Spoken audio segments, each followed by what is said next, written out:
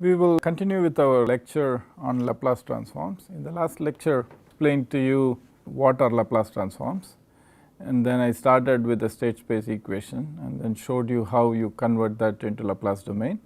And then I talked about solving the Laplace domain equations as algebraic equations and getting the variables of interest related to each other. And then I also said ultimately if you do not get your answers in time domain, it is really not very useful. So, how do you convert the Laplace domain solutions to time domain is something that we also discussed. Now, in the last lecture I talked about the inverse Laplace transform being a complex integration, and we rarely if ever actually perform that computation because people have already done that for us. So, I said the usefulness of Laplace transform really comes from the fact that there are these tables which can be used to do Laplace transforms and inverse Laplace transforms. So, I am going to pick up on that idea today and then talk about how this is done and then show you some examples of solution using this idea. So, a typical table is something like this that I have shown here. So, let me take some examples first to tell you how these computations are done, so that you get comfortable with this, and then we will not do this for any of this. We will assume these are all correct and then start using these tables for what we need to do. So, remember again the definition of Laplace transform. So, if you have f of t, f of s, it is already on the slide, but it is good to write this because you will understand and remember this quite easily. So, this is the simple definition. So, which is what you see here. So, let us say I want to find a Laplace transform for some input which I am giving. So, remember we talked about suddenly increasing the inlet flow rate in a tank. Supposing I have inlet flow rate, let us say I call this time t equal to 0. So, remember whenever we do this time t equal to 0, it is not something which is wrong or it is not something which reduces the applicability of whatever we are doing. Whenever we start the experiment, we call that as time t equal to 0. So, that is how I want you to interpret this, because this will come back again later when we do control studies and so on.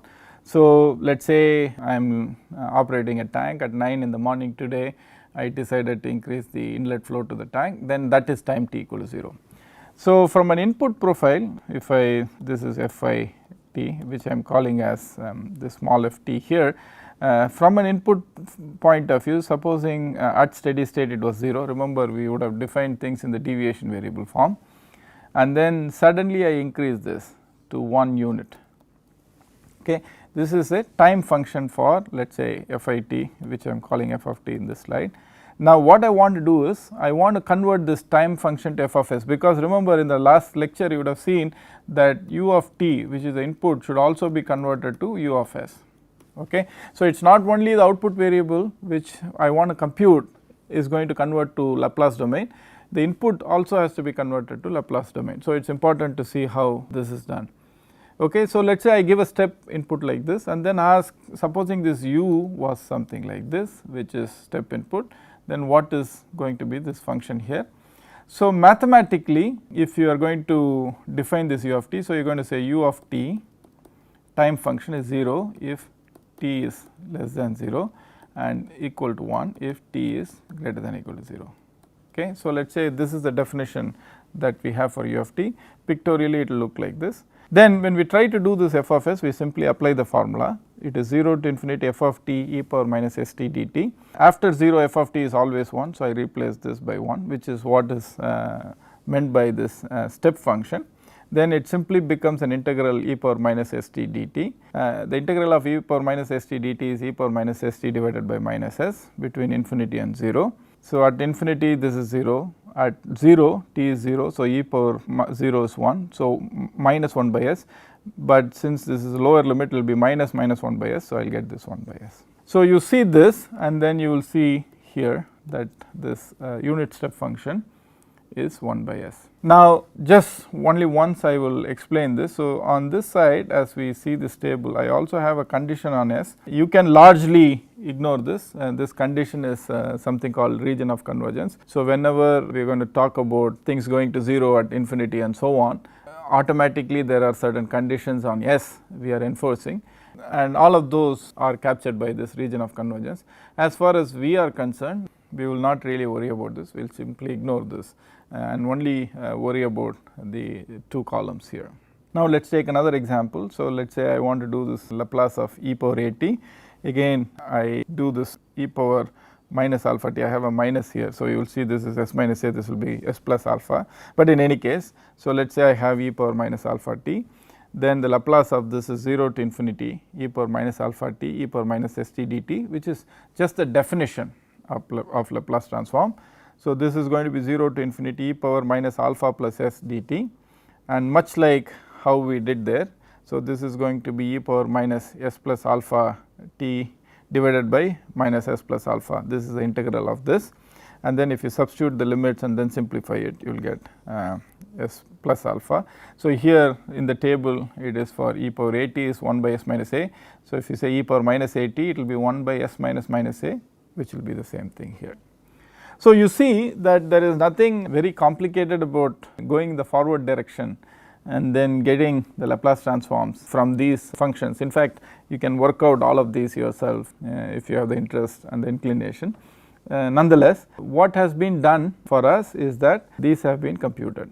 Now the forward Laplace transform, you go from here to here, as I said before, but when you want to invert, then what you do is you look at this column and then find the function that you are interested in inverting, and then see what is the equivalent time domain. So again, as I said before, this is a complex computation, but we are not going to do this because we simply read off on the back side.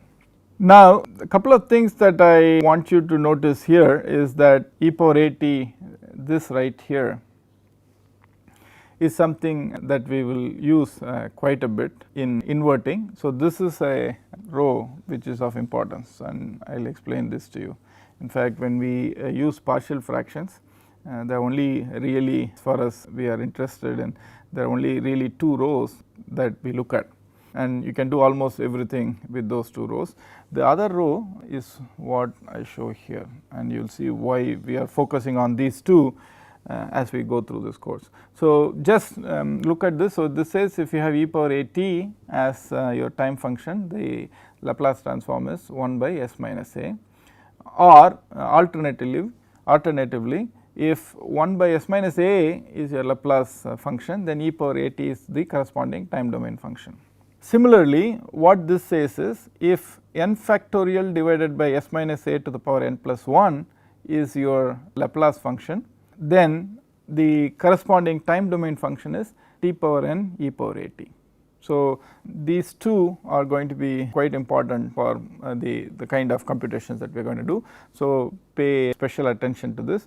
If you go from here to here, Laplace definition, you can actually derive this, but nonetheless at least keep your focus on this because we are going to use this.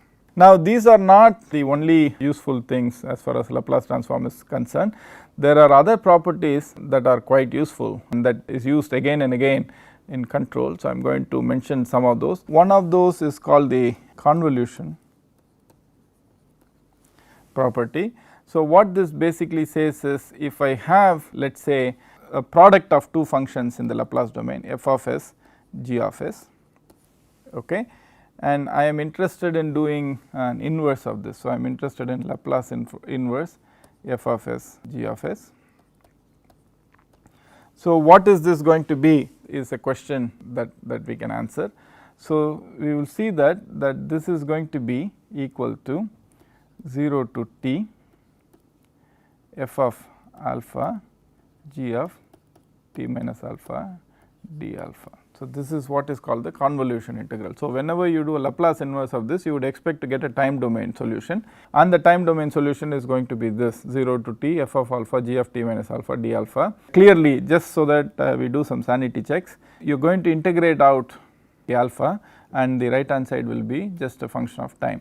Now you can also quite easily show by changing variables. So you can say t prime is t minus alpha, and then this is also completely the same as writing this as f of t minus alpha g of alpha d alpha. So this also will give you the same result. So in other words, when you do this convolution integral, you can write it as f of alpha g t minus alpha, or you can put the t minus alpha into the f and then write g alpha. So both are going to give you the same result.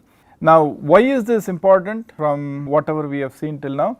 Remember, we got y of s as g of s times u of s. Okay. So, basically I can think about this as let us say product of two functions in the Laplace domain, and when I want to get my y of t, then this is simply going to be equal to 0 to t g of t minus alpha u of alpha t of d alpha. And how do I get this g of t? So, g of t is basically Laplace inverse of g of s, and u of t is Laplace inverse of u of s. So, that is how I get this g of t and u of t, and once I get g of t, then I can do the g of t minus alpha u alpha d alpha 0 to t, and then I can get my y function. So, this convolution property is an important property that is used quite a bit in Laplace transforms. Now, another property that is used is the following. So, remember we had the differentiation of a function, which is if I said I want to take a Laplace of df dt, then we saw that this is going to be s times f of s. So, f of s is the, okay, we will come back to that, minus f of 0. So, if f of t is your function, Laplace of f of t equal to f of s, and if we wanted to get the Laplace of differential of f of t, then that is going to be s f of s, which is the Laplace of f minus f0, small f0. Notice that this is small f0. So, this is evaluating the original time domain function at time t equal to 0. Under the assumption of deviation variables, this generally goes to 0. Now, you might ask, okay, so this is the integral, what happens if I want to get the Laplace of, for example, 0 to t f alpha d alpha. So, this is the equivalent in terms of integration to this differentiation. So, here I wanted a Laplace of the differential, I want here the Laplace of the integral. So, and also notice here I write this as f alpha d alpha. So, when I do this I will get this t out. So, this will turn out to be f of s divided by s. Now, there is another interesting Laplace property also which is used, which is Laplace of minus t times f of t. This looks similar to f of s g of s, but now it is a product of t and a function f of t. You can show that this is actually d f of s, differential of f of s by ds, where f of s is basically Laplace of f of t. So, these are all interesting properties which we can use later when we do little more sophisticated computations with Laplace transforms. Now, let us look at inverse Laplace transforms for general functions. Okay. So, though I am doing this for f of s, so what we are basically interested in is, supposing I got y of t that I am interested in. After doing all the Laplace transform and so on, now I have a y of s.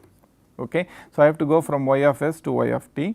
So, basically y of t is Laplace inverse y of s, and the way I have got this y of s is through algebraic manipulations after I do the conversion from the ordinary differential equations to the algebraic equations.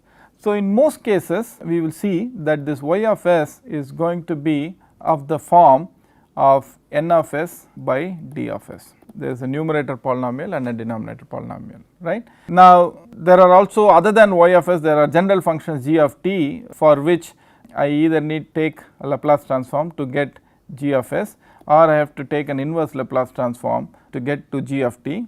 So, these cases also, this g of s will have the form of a numerator by a denominator. So, the upshot of all of this is, most of the things that we are trying to invert from Laplace domain to time domain from a process control case will be a ratio of two polynomials, a numerator polynomial by a denominator polynomial. So, this whole set of variables, y of s, g of s, u of s, d of s, whatever it is. So, let us do a generic f of s, okay, which is going to be a numerator polynomial by denominator polynomial. Now, our interest is, once we do all the computations in the Laplace domain, our interest is in moving this back to the time domain. So, basically we want to get f of t from this. Now, one assumption we are going to make, and which you will see will be valid most of the time, is that the order of the numerator polynomial is less than the order of the denominator polynomial. So, that is an assumption we are going to make, and let us assume to start with that this denominator is of order m, okay. And from our high school math we know that when I have a polynomial of order m, there will be m roots that are associated with the polynomial. And even though the coefficients of the polynomial are real, we know that these roots can be complex. Nonetheless, if the coefficients of the polynomial are real, if one root is complex, the other complex conjugate root also has to be a part of the solution. And we also know that the roots can repeat, okay. So, the same root can repeat once, twice and so on. Nonetheless, in the first step we will keep this quite simple and then say the roots do not repeat, and let us say I have m roots p1 to pm, okay. I am just saying roots do not repeat, however I am not saying the roots should be real and so on. So, this p1 to pm could be complex. The only fact you have to remember is if p1 is complex, then there has to be another complex conjugate root also associated with it. Now, we also know that this ds can be written in what we call as a root resolved form, which is s minus p1 all the way up to s minus pm, if the leading coefficient of d of s has been made to be 1, then we can always write this in this root resolved form, okay. In which case f of s becomes some numerator polynomial. We are not focusing yet on the numerator polynomial, and you will see why presently, divided by s minus p1 times s minus p2 all the way up to s minus pm.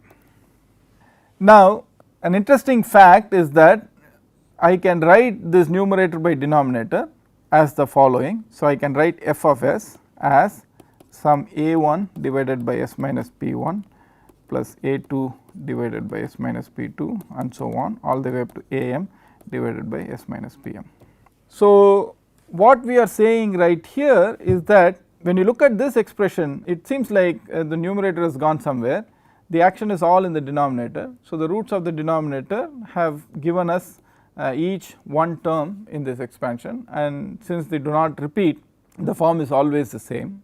And what happened to the numerator? What happened to the numerator is defined by these coefficients. So, these coefficients actually will tell you what the numerator will be, or in other words, if you want to compute these coefficients, then you have to know what the numerator is, okay. So, the numerator information has been kind of subsumed or submerged into these coefficients a1 to am, but the real action happens because of the denominator roots, and that is the reason why you will see as we go further in control, the poles of the transfer function are the ones that attract lots of our attention. Of course, the roots of the numerator polynomial, also called the zeros of the transfer function, which we will talk about later, also are important, but a lot of the dynamics is actually dictated by the denominator roots, okay.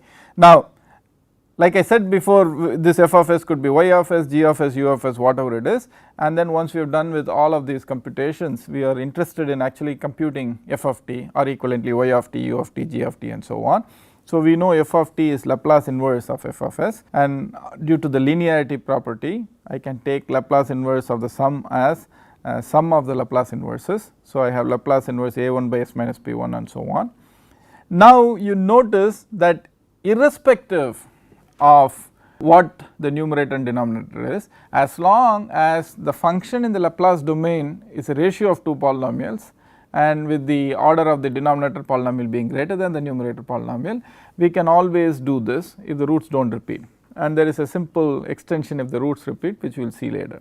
And now, the whole Laplace inverse, which looked very complicated till now, has been trivially reduced to only one row as of now in the table, which is, if you go back to your table, you will be able to see this, which is the Laplace inverse of 1 over s minus p1, and you will see from the table the Laplace inverse of this is e power p1 t.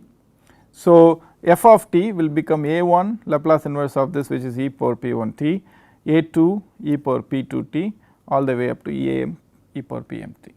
So, you see how something that looks complicated, it could be any polynomial in the numerator, any polynomial in the denominator and so on, simply reduces to only one row in the Laplace table, and we can actually invert quite easily and get f of t. So, this is an important idea that you want to remember. Let us take an example, run through it very quickly.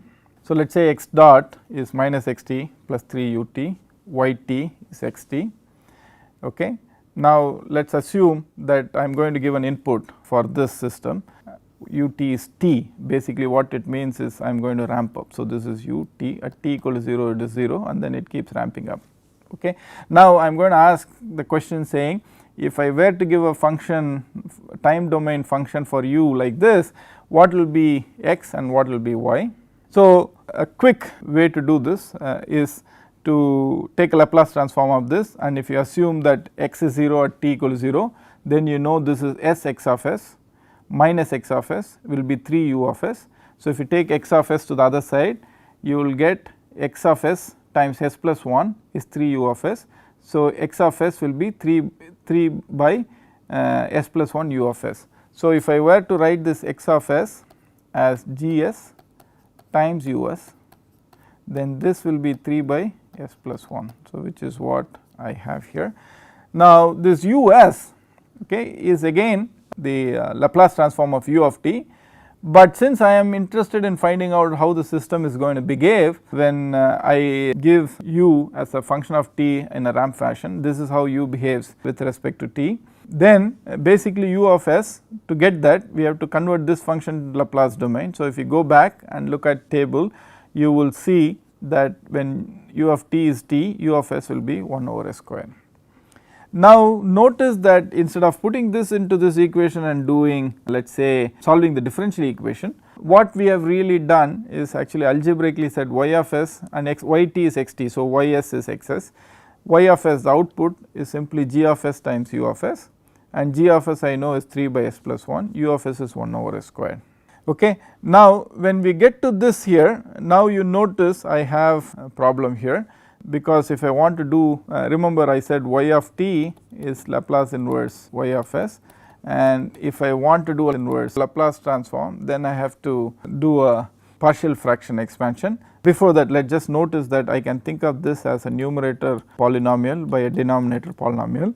The denominator polynomial is of order 3 and the numerator polynomial is of order 0, because there are no s terms there, clearly satisfying our requirement the numerator polynomial have order less than the denominator polynomial. However, I have a problem. If I look at the denominator polynomial, it has how many roots? 3 roots. One root is minus 1. However, 0 is a root that is repeated twice. Okay. So, we will get back to this in more detail. When you do a partial fraction with repeated roots, what you basically do is you add as many terms as there are repeats. So, basically the expansion for this, the partial fraction expansion for this will be s by s squared s plus 1. So, it is going to be some constant by s plus some constant by s squared, another term because it is repeated, and some constant by the third root. So, if it were repeated thrice, then you do a1 by s plus a2 by s squared by plus a3 by s cube and so on, and you can always do the partial fraction. Now, for this example, if you do this partial fraction and then compute a1, a2 and a3, it will turn out to be minus 3, 3 and 3. You can do this computation and then check whether this works out. So, I have written y of s in the last slide, however, I did f of s the same way. I have these terms, I have the first term, the second term and the third term. Now, if I want y of t, I do a Laplace inverse of this and I go and look up the table. You know the unit function, the Laplace was 1 over s. So, if it is 1 over s, the inverse Laplace will be unit function. So, this will be just minus 3, and here you saw if t is your function, 1 over s squared is your Laplace transform. So, if 1 over s squared is what you are looking at, then when you invert this you will get the t. And remember this 1 by s minus p e power pt, here p is minus 1, so you will get 3 e power minus t. So, notice how I have solved this equation very nicely, just doing algebraic manipulations and looking at the tables to get the solutions. we can do the same tank example that we have been talking about. This is something that we have seen several times. This is the equation form. Now let us put some numbers for this. Let us say I have R is 1, A is 1, HSS is 4 and so on. Then if I substitute these values into this, I get this form. So this is a point that I made, right. So the coefficients of these equations do not come from somewhere, they come from actual physical values. So these come from what is the steady state height, area, the resistance and all that. Now I can now get this equation, and you also notice that this is basically in the x dot equal to ax plus bu form. I can substitute those equations and then I will get this g of s function. This is something that I would like you guys to work out, which is 1 over s plus 0.25. So basically from a block diagram viewpoint, what we have done is we have abstracted the whole tank to this transfer function, and the input is the inlet flow rate and output is the height, and the hats basically represent that we have written these in deviation variables. Now the same kind of question that we asked in the last example, which is to say if I were to ramp, was what we asked last time. Instead, if I were to step the inlet flow rate, what will be the height? Okay. So if I step, then the Laplace transform of that is 1 over s, and this equation tells me that h hat s is g of s f hat s. So g of s is 1 by s plus 0.25. This s plus 0.25 comes from putting all the values from the last slide and computing this transfer function.